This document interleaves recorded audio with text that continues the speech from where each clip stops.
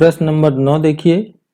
एक द्विघात बहुपद ज्ञात कीजिए जिसके शून्यकों के योग तथा गुणनफल ऋण 1/4 और 1/4 है। तो सबसे पहले हम मान लेंगे, माना बहुपद ax² + bx + c है जिसके शून्यक अल्फा और बीटा है। अब हम लिखेंगे शून्यकों का योगफल अल्फा प्लस बीटा बराबर से जो दिया है उसको लिख देंगे ऋण 1/4 और शून्यकों का गुणनफल अल्फा इंटू बीटा बराबर से 1/4। देखिए दोनों का हर समान है तो हम सीधा लिख सकते हैं ऋण b/a और इसको लिखा जा सकता है c/a। इसीलिए a का मान जो होगा वो होगा प्राप्त 4, b का मान प्राप्त हुआ 1 क्योंकि ये ऋण से ऋण कट जाएगा और c का मान भी प्राप्त हुआ 1। अब हम लिखेंगे बहुपद ax² + bx + c। तो a के स्थान पर रख देंगे 4 और x² प्लस b के स्थान पर रख देंगे 1x प्लस c के स्थान पे 1 रखेंगे।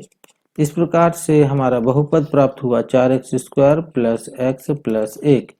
ये आएगा आपका उत्तर। अब ये 10वां सवाल देखिए। ठीक उसी प्रकार करना है जिस प्रकार अभी हम 5 से सवाल करते आ रहे हैं। माना बहुपद ax² + bx + c है जिसके शून्यक अल्फा और बीटा है।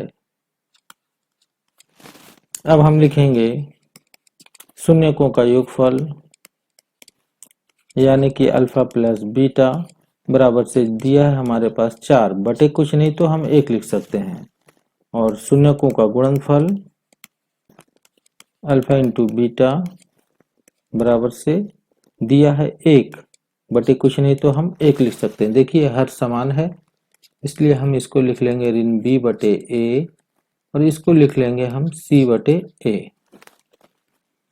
इसीलिए a का मान जो हमारा प्राप्त होगा वो होगा 1, b का मान प्राप्त होगा तो यहाँ प्राप्त होगा ऋण 4 और c का मान प्राप्त होगा वो भी हुआ 1। अब देखिए इस बात की कंफ्यूजन नहीं रहना चाहिए कि यहाँ ऋण 4 क्यों आ रहा है, क्योंकि ये देखिए 4 बराबर से ऋण b है तो दोनों पक्षों में ऋण का गुणा करेंगे तो धन गुणित ऋण ऋण 4 हो जाएगा और ऋण गुणित ऋण धन b हो जाएगा। तो यहाँ के चिन्ह उलट करके ही लिखें। अब हम लिखेंगे बहुपद ax² + bx + c। तो a के स्थान पे 1 लिख देंगे x² प्लस b के स्थान पे ऋण 4x लिख देंगे और प्लस c के स्थान पे 1। अब हम गुणा करेंगे तो x² ये धन गुणित ऋण ऋण 4x और धन 1, ये आएगा आपका उत्तर। आइए अब हम प्रश्न क्रमांक 11वां को हल करते हैं। देखिए द्विघात बहुपद x² - 2x - 8 के शून्यक ज्ञात कीजिए और शून्यकों तथा गुणांकों के बीच की संबंध की सत्यता की जांच कीजिए। तो देखिए इसका हल, बहुपद दिया हमारे पास x² - 2x - 8।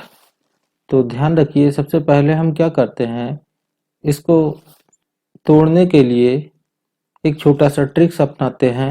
व्यापक बहुपद से सबसे पहले इसकी तुलना करके हम a का मान निकालते हैं। तो a का मान है हमारे पास 1, b का मान है हमारे पास ऋण 2 और c का मान है ऋण 8। ये सबसे पहले हम इसको निकाल लेते हैं और एक छोटा सा ट्रिक्स अपनाते हैं। हम लिखेंगे b बराबर से ac। ये कोई सूत्र नहीं है, ये बात ध्यान में रखें। b के स्थान पे b का मान रखिए और a के स्थान पे a का मान रखिए, c के स्थान पे c का मान रखिए और गुणा कर लीजिए तो ऋण 8 एकम ऋण 8। अब हमें b को ऐसे दो भागों में तोड़ना पड़ेगा कि जिसका गुणनफल ऋण 8 हो, परंतु टूटी हुई राशियों को आपस में जोड़े तो b के मान के ही बराबर प्राप्त हो। अर्थात ऋण 2 को ऐसे दो भागों में तोड़िए कि जो भाग टूटेगी उसको आपस में जोड़े तो ऋण 2 ही हमें प्राप्त हो। तो इसके लिए देखिए किस किस का गुणा ऋण 8 होता है। एक तो 4 दूनी 8 और एक 8 एकम 8 होता है। तो ये बस दो ही इसके गुणनखंड मिलेंगे। अब इन दोनों में से कोई एक में टूटेगा। तो देखिए 4 में से 2 घटा देंगे तो 2 प्राप्त होगा। तो चूंकि हमें लाना है ऋण 2, तो ऋणात्मक राशि को बड़ा कर दीजिए और धनात्मक राशि को छोटा कर दीजिए। देखिए ऋण 4 में से धन 2 घटेगा तो ऋण 2 बचेगा और इन दोनों का गुणा करेंगे तो ऋण 8 प्राप्त होगा।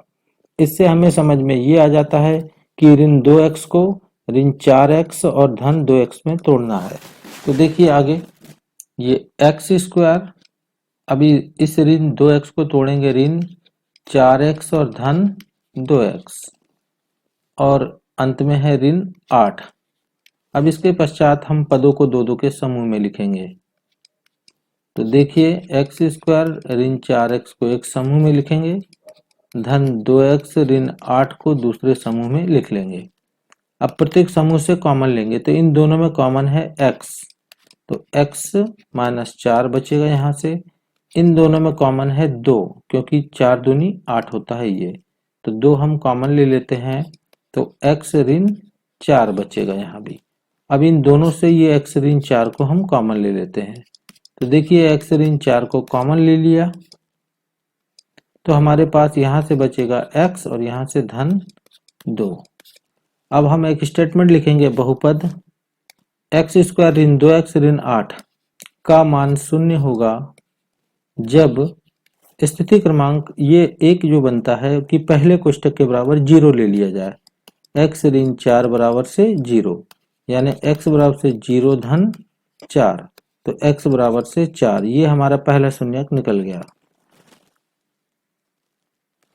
और स्थिति क्रमांक 2 बनता है या x प्लस 2 बराबर से 0, यानी x बराबर से 0 माइनस 2, यानी x का मान माइनस 2।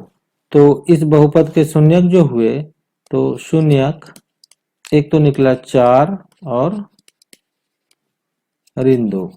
अब हमें इस शून्यकों तथा बहुपद के गुणांकों में आपस में संबंध भी स्थापित करना है। अब देखिए संबंध कैसे स्थापित करते हैं।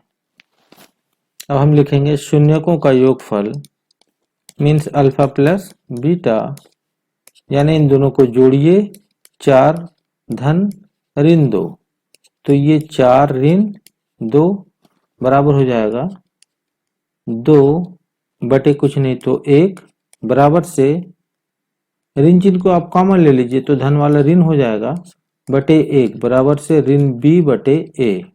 ये देखिए ऋण से ऋण कट जाएगा और b का मान ऋण 2, तो यहाँ पे देखिए b का मान ऋण 2 आ गया और a का मान है 1, तो a का मान देखिए यहाँ पे 1 है।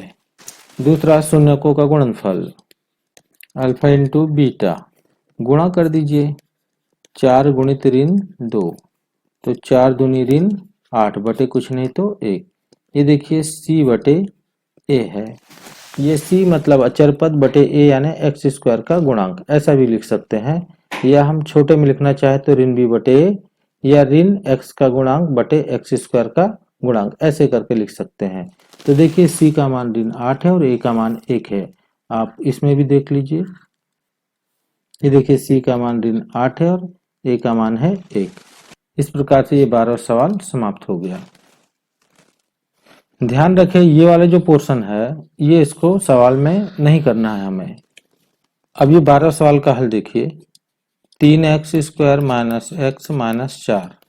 अब सबसे पहले हम a का मान निकाल के देखते हैं, तो ये है 3 और b का मान है ऋण 1 और c का मान है ऋण 4। तो हम ट्रिक लगाएंगे b is equal to ac, b के स्थान पे रखेंगे ऋण 1, a के स्थान पे रखेंगे 3 और c के स्थान पे रखेंगे ऋण 4। तो ऋण 1 बराबर से ऋण 4 तिया 12। अब हमें ऋण 1 को ऐसे दो भागों में तोड़ना होगा कि जो राशि टूटेगी उसको गुणा करें तो हमें ऋण 12 प्राप्त हो।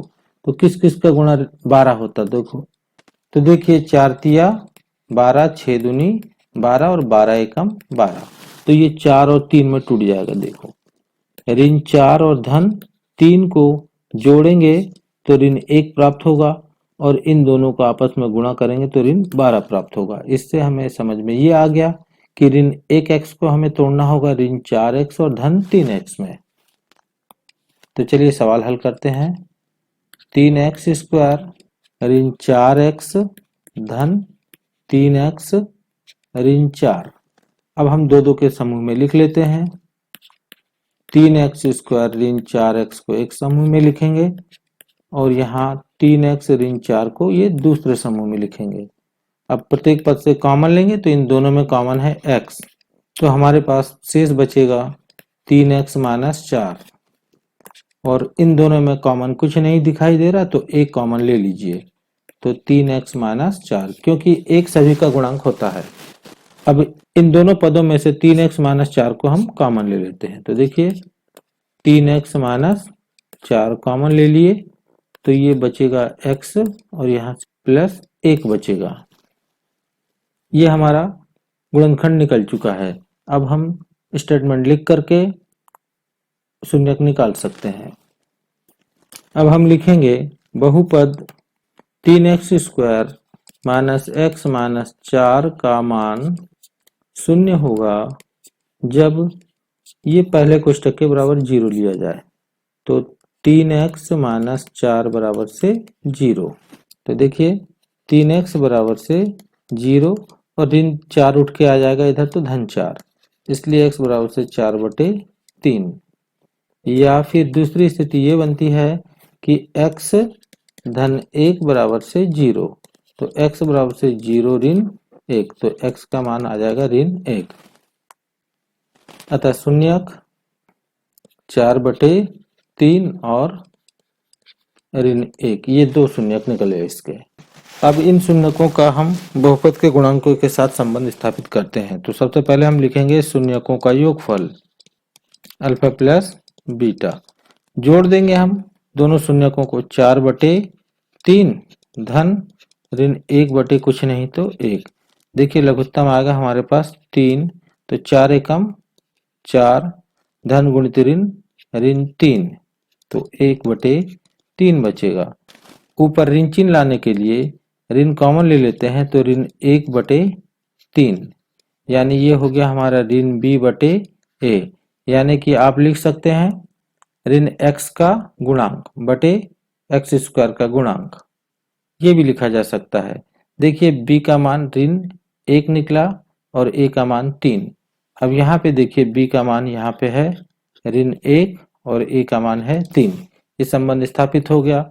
इसी प्रकार शून्यकों का गुणनफल का भी संबंध स्थापित करना होगा। शून्यकों का गुणनफल अल्फा इंटू बीटा, तो गुणा कर दीजिए 4/3 गुणित ऋण 1/1, तो ऋण 4/3, ये c/a, या आप लिख सकते हो इसको अचर पद बटे x स्क्वायर का गुणांक। देखिए अचर पद है ऋण 4 और x स्क्वायर का गुणांक है 3।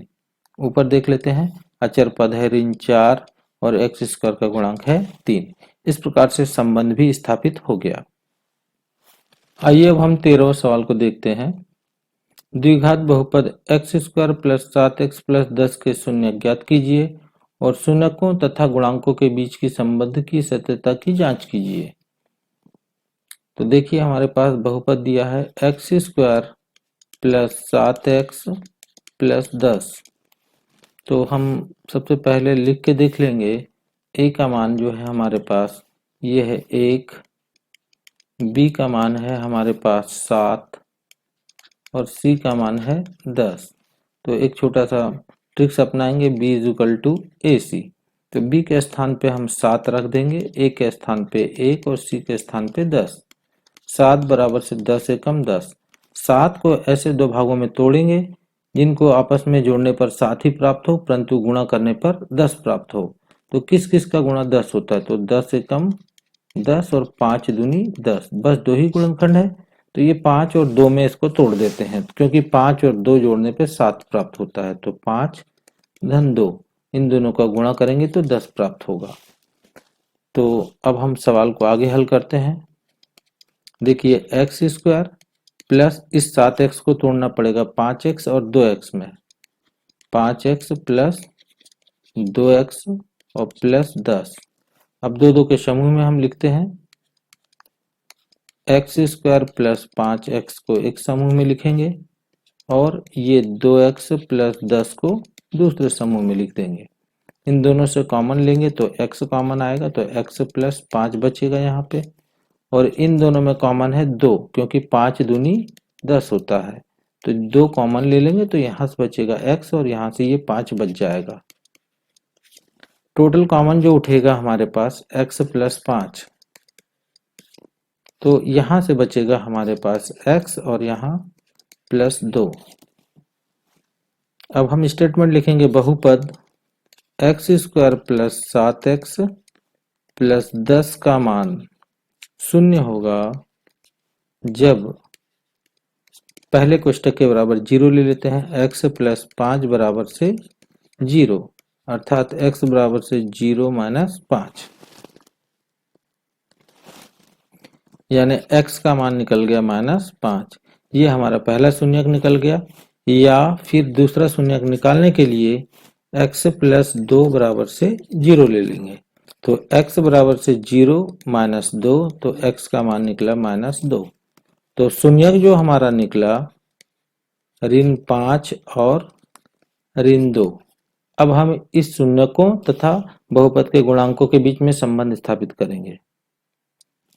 देखिए, सबसे पहले हम लिखेंगे शून्यकों का योगफल अल्फा प्लस बीटा बराबर से हम इन दोनों शून्यकों को जोड़ देंगे, -5 धन -2, यानी -5 और -2, तो -7 बटे कुछ नहीं तो 1।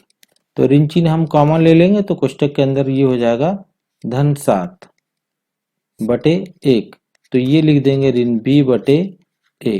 देखिए, ऋण से ऋण मैच हो गया और b का मान है 7, तो देखिए -7 है और a का मान है 1, तो यहाँ भी 1 है।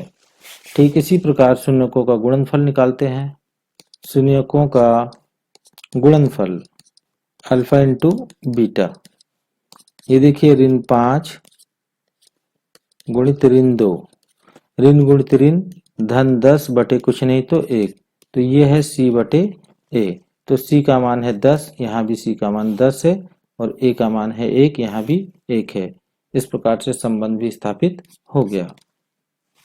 अब इस 14वें प्रश्न को देखिए, द्विघात बहुपद 3x स्क्वायर धन 4x ऋण 4 के शून्य ज्ञात कीजिए और शून्यकों तथा गुणांकों के बीच संबंध की सत्यता की जांच कीजिए। देखिए, हमारे पास दिया है 3x स्क्वायर धन 4x ऋण 4। अब सबसे पहले हम a b c का मान निकालते हैं। तो a का मान है हमारे पास 3, b का मान है 4 और c का मान दिया है ऋण 4। हम लिख के देखेंगे b = ac, तो b के स्थान पे 4 रखेंगे, a के स्थान पे 3 और c के स्थान पे ऋण 4 रखेंगे, तो 4 और ऋण 4 दिया 12। ध्यान रखें, ये कोई सूत्र नहीं है बल्कि एक ट्रिक्स मात्र है जिससे कि गुणनखंड निकालना आसान हो जाता है। ये देखिए, अब हमें 4 को ऐसे दो भागों में तोड़ना है कि टूटी हुई राशि का गुणनफल ऋण 12 हो और टूटी हुई राशियों को जोड़ने पे हमें 4 ही प्राप्त हो। तो किस किस अंक का गुणा 12 होता? तो 6 दूनी 12, 12 एकम 12 और 4 तिया 12। तो देखिए, 6 में से 2 घटाएंगे तो 4 प्राप्त हो जाएगा। तो हम इसको तोड़ेंगे 6 माइनस 2। 6 में से अगर हम 2 घटा देंगे तो हमारे पास 4 प्राप्त होगा और इन दोनों का गुणा करें तो धन गुणित ऋण 6 दूनी ऋण 12 हो जाएगा। इससे हमें समझ में ये आया कि इस 4x को धन 6x और ऋण 2x में तोड़ना होगा। देखिए आगे, 3x स्क्वायर धन 6x ऋण 2x ऋण 4। अब हम पदों को दो दो के समूह में लिख लेंगे। देखिए, 3x स्क्वायर धन 6x को एक समूह में लिखा और जब ऋण चिन्ह कॉमन लेंगे तो कोष्टक के अंदर की दोनों राशियों के चिन्ह बदल जाएंगे। तो ये 2x और ऋण वाला ये धन 4 हो जाएगा। इन दोनों में कॉमन 3x है क्योंकि 3 दूनी 6 यहाँ पे है, तो यहाँ बचेगा एक x और यहाँ से मात्र 2 बचेगा। और इन दोनों में से 2 कॉमन है क्योंकि 2 दूनी 4 होता है। तो यहाँ बचेगा x प्लस 2। अब हम इस कोष्टक को दोनों से कॉमन ले लेते हैं। तो देखिए हमारे पास कितना बचता है, x प्लस 2 को कॉमन लिया, यहाँ से बचा हमारे पास 3x और यहाँ से बचा ऋण 2। अब ये हमारा गुणनखंड निकल गया। अब स्टेटमेंट लिख करके हम शून्यक निकाल लेंगे। तो बहुपद 3x square plus 4x minus 4 का मान शून्य होगा जब स्थिति क्रमांक 1 ये बनता है कि x प्लस 2 को 0 के बराबर ले लिया जाए। तो ये x बराबर होगा 0 माइनस 2। तो x का मान हो जाएगा ऋण 2। या फिर स्थिति नंबर 2 ये बनता है कि 3x माइनस 2 बराबर से 0, यानी 3x बराबर से 0 और इस ऋण 2 का पक्षांतर इधर करेंगे तो धन 2 हो जाएगा और x बराबर से हो जाएगा 2/3। अतः शून्यक ऋण 2 और 2/3 होगा। अब हम संबंध स्थापित करते हैं। देखिए हम लिखेंगे शून्यकों का योगफल अल्फा प्लस बीटा बराबर से ये ऋण 2 और धन 2/3, बटे कुछ नहीं तो 1 लिख लेंगे। लघुत्तम आएगा 3 एकम 3 और 3 दूनी ऋण 6 और धन 2 एकम 2, तो ऋण 4/3। ऋण चिन्ह हम कॉमन ले लेंगे तो कोष्टक के अंदर हो जाएगा धन 4/3। ये होना चाहिए ऋण b/a, अर्थात b का मान धन 4 और a का मान 3। तो देखिए b का मान है धन 4 और a का मान है धन 3। अब हम शून्यकों का गुणनफल निकालेंगे जो ऋण 4/3 आना चाहिए। तो देखिए लिखेंगे शून्यकों का गुणनफल अल्फा इंटू बीटा बराबर से ऋण 2 बटे कुछ नहीं तो 1 गुणित 2/3। तो गुणा करेंगे तो ऋण 4/3। ये हो गया हमारा c/a, अर्थात अचर पद बटे एक्स स्क्वायर का गुणांक। आप यहाँ लिख सकते हो ऋण x का गुणांक बटे एक्स स्क्वायर का गुणांक। इस प्रकार से ये सवाल यहाँ पे समाप्त हो गया। अब हम इस अध्याय का अंतिम प्रश्न को देखते हैं। देखिए दिया है 5t square plus 12t plus 7।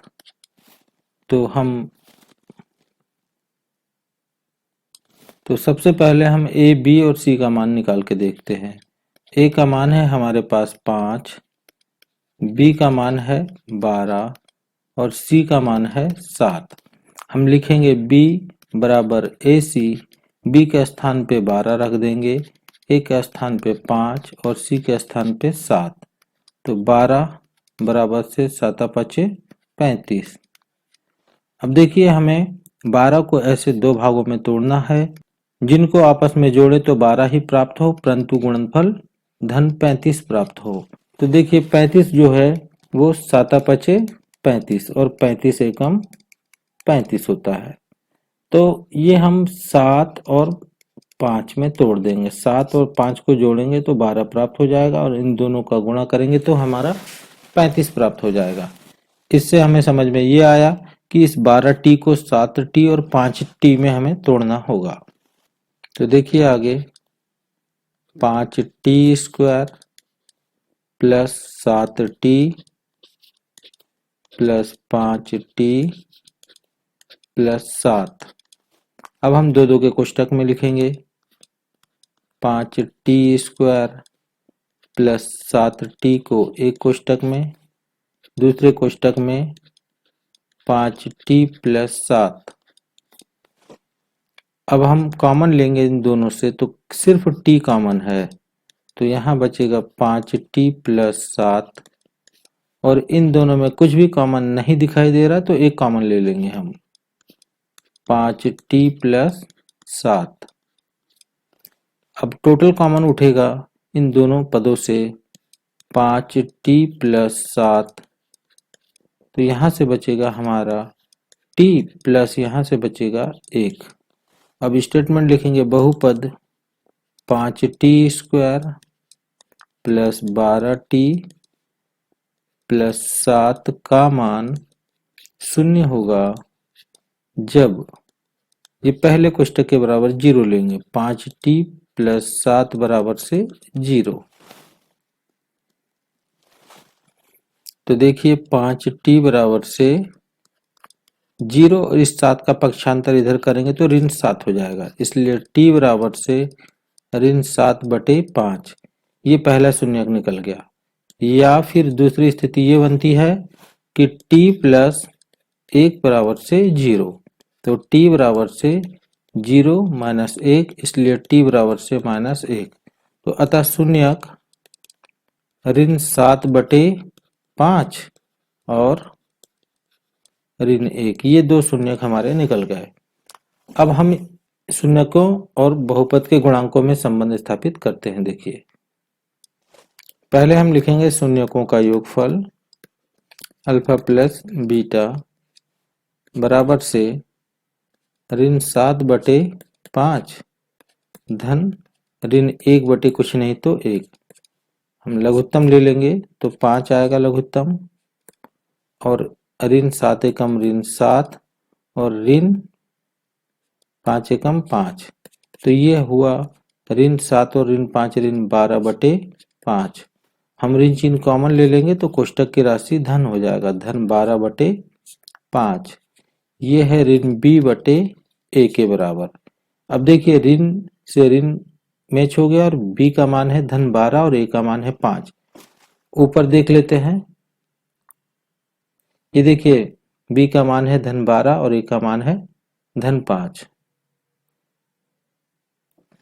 इसी प्रकार शून्यकों का गुणनफल अल्फा इंटू बीटा बराबर से ऋण 7/5 गुणित ऋण 1/1। तो ऋण गुणित ऋण धन 7/5। ये हो जाएगा हमारा c/a, यानी कि c का मान है अचर पद 7 और a का मान है 5, यानी अचर पद बटे x² का गुणांक। और यहाँ भी आप लिख सकते हो x का गुणांक बटे x² का गुणांक। इस प्रकार से इस अध्याय के संपूर्ण प्रश्न को हमने हल कर लिया। यदि आप लोगों को वीडियो पसंद आया हो तो लाइक करें तथा चैनल को सब्सक्राइब करें ताकि आने वाली वीडियो की जानकारी आपको समय पे मिल सके। धन्यवाद।